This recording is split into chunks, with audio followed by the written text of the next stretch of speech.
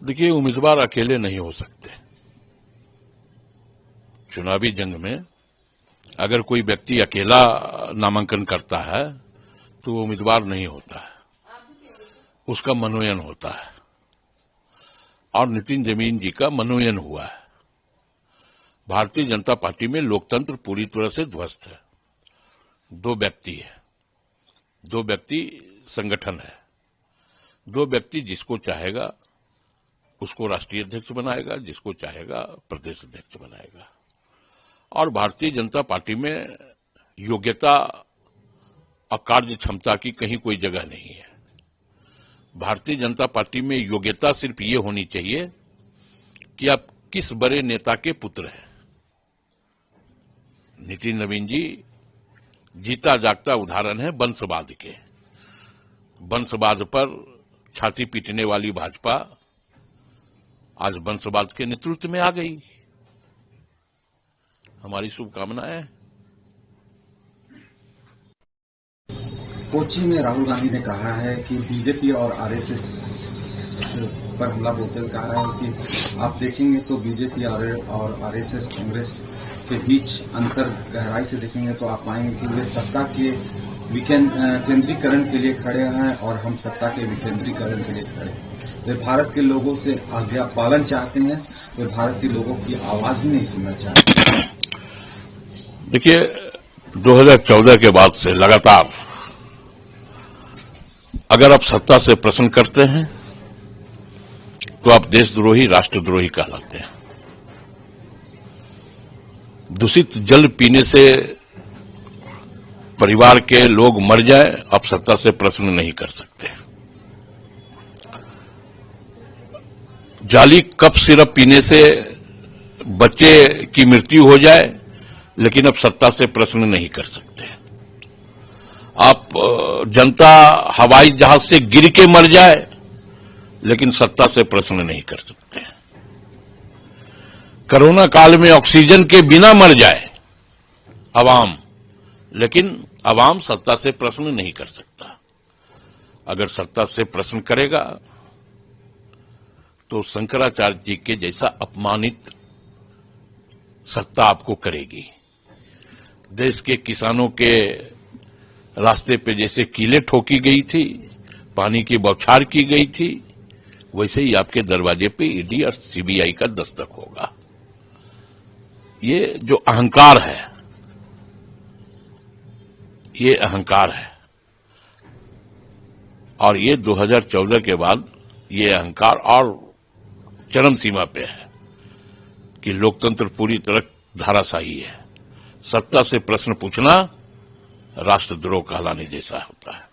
यह है भारतीय जनता पार्टी और आरएसएस की स्थिति।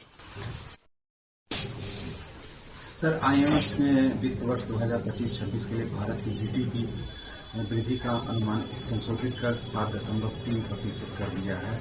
वृद्धि को 2025 के लिए 3.7% अंक बढ़ाकर 7.3% कर दिया गया है।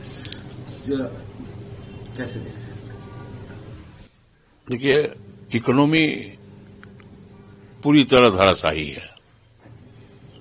हम ये कह सकते हैं कि हमारे भारत का बेड इकोनॉमी है। सिर्फ गलत आंकड़ा है। आईएमएफ ने दिया है, आंकड़ा बढ़ाया है। आंकड़ा गलत है। जब डॉलर के मुकाबले रुपया धराशायी है, अगर इकोनॉमी हमारा ग्रोथ कर रहा है तो भारत विश्व का 1 नंबर कर्जदार देश कैसे बन गया? डॉलर के मुकाबले रुपया कहां मजबूत हुआ है? तो गलत आंकड़ा पेश करवाना ये भी सरकार की एक कलाबाजी है, चालबाजी है कि गलत आंकड़े के जरिए देश की जनता को दिग्भ्रमित करना है। लगता है आईएमएफ गलत आंकड़ा पेश करे। कहां ग्रोथ बढ़ा है? रोजगार छट रहे हैं, नए रोजगार मिल नहीं रहे हैं लोगों को। इंफ्रास्ट्रक्चर तैयार नहीं हो रहा है। इस देश में क्या इंफ्रास्ट्रक्चर तैयार हुआ है? डॉलर के मुकाबले रुपया की क्या मजबूती है? तो स्वाभाविक तौर पे गलत आंकड़े। टीएमसी के अभिषेक बनर्जी हैं, उन्होंने कहा है कल सुप्रीम कोर्ट का फैसला आया जिसमें सुप्रीम कोर्ट ने कहा है कि जो लॉजिकल गड़बड़ियां वाली कैटेगरी जो एसआईआर हो रहा है बंगाल में, कैटेगरी में आने वाले वोटर्स के नाम दिखाने का निर्देश दिया है। इस पर उन्होंने कहा है कि बीजेपी और पीएम मोदी की हार है, कोर्ट में हार है। देखिए, कोर्ट में कई बार चुनाव आयोग हारा है, देश के प्रधानमंत्री हारे हैं। बिहार में भी माननीय न्यायालय ने यह कहा था कि आप जिन लोगों का नाम काटे हैं उसका प्रकाशन कीजिए, लेकिन चुनाव आयोग ने बिहार में प्रकाशन नहीं किया। चुनाव आयोग ने यह कहा कि एसआईआर के जरिए हम घुसपैठिए का नाम काट रहे हैं। चुनाव बीत गया, फिर से बिहार में महाजंगल राज चालू हो गया, लेकिन कितने घुसपैठिए का नाम कटा चुनाव आयोग ने आज तक नहीं बताया। वही परिस्थिति बंगाल में है।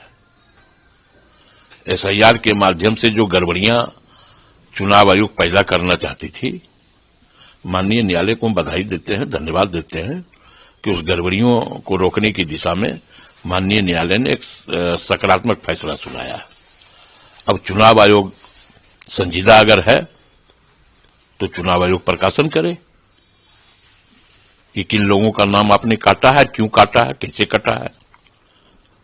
करे चुनाव आयोग प्रकाशन, और करना ही होगा, क्योंकि चुनाव आयोग निष्पक्ष नहीं है। जब स्याही की जगह पे मार्कर लग सकता है तो चुनाव आयोग की स्थिति, वस्तु स्थिति समझी जा सकती है कि चुनाव आयोग कितना नतमस्तक है सत्ता के चरणों में। दावोस में वहां मीटिंग भी जारी है उनकी, कल टाटा के साथ उनका एग्रीमेंट हुआ। इसके बाद बीजेपी कह रही है कि अगर टाटा के साथ एग्रीमेंट करना था तो रांची से कुछ किलोमीटर दूर टाटा है, जहां हेडक्वार्टर है टाटा का, वहां भी एग्रीमेंट हो सकते थे। स्विट्जरलैंड जाकर एग्रीमेंट करना, वो भी टाटा से कोई इंटरनेशनल कंपनी होती तो बात ही कहा जा सकता था। वहां का उनका कहने का मतलब है कि वो सिर्फ घूमने की नीयत से इसको वो स्विट्जरलैंड गए हैं। देखिए, अब हमें लगता है कि झारखंड में जो विपक्ष है, भारतीय जनता पार्टी, बुरी तरह बेचैन हो गई है। सत्ता न मिलना इतना इन लोगों के दिल पे और मस्तिष्क पे चोट किया है कि ये पूरी तरह विचलित है। 108 एमयू रघुवर दास जी ने अपने शासनकाल में किया था। वो 108 एमयू कहां धरातल पे उतरा है, बताए भारतीय जनता पार्टी के लोग। और टाटा स्टील को दावोस में इनवाइट किया गया था, वहां एमयू हमने किया, हमें भी इनवाइट किया गया था। तो हम तो राज्य के विकास के लिए काम कर रहे हैं, लेकिन बेचैन है भारतीय जनता पार्टी। दिल में कहीं ना कहीं कू है। एक आयातित नेता यहां आए थे असम से चल करके, इस राज्य के भारतीय जनता पार्टी के तमाम बड़े नेताओं को बड़ा बड़ा सपना दिखा दिया कि आप मुख्यमंत्री बनेंगे, आप मंत्री बनेंगे। कोई न तो मुख्यमंत्री बन पाया, न तो मंत्री बन पाया। तो ये दिल में चोट लगा है। हमें लगता है कि कभी नॉर्मल भी रहें, और अगर नॉर्मल नहीं रह सकते हैं तो कभी क्रिस का गाना भी सुने। थोड़ा मस्तिष्क जो है भारतीय जनता पार्टी के लोगों को थोड़ा खुलेगा, तो सुने, क्रिस का गाना सुने, मन बेचैन कम रहेगा।